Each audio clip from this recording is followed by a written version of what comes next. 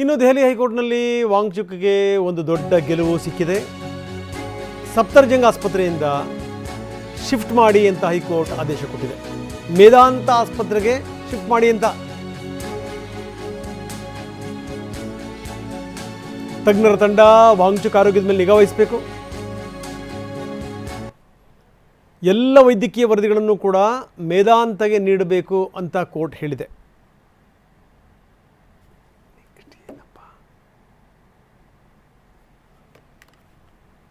So ಇದು ಸಂಗತಿ.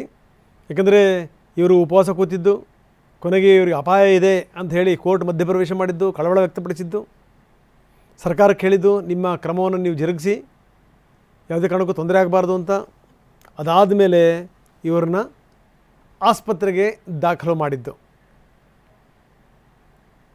ಸಫ್ದರ್ಜಂಗ್ ಆಸ್ಪತ್ರೆಗೆ ಇವ್ರನ್ನ ದಾಖಲು ಮಾಡಲಾಗಿತ್ತು. ಈಗ ಮೇದಾಂತ ಆಸ್ಪತ್ರೆಗೆ ಶಿಫ್ಟ್ ಮಾಡಿ ಅಂತ ಹೈಕೋರ್ಟ್ ಸೂಚನೆ ಕೊಟ್ಟಿದೆ.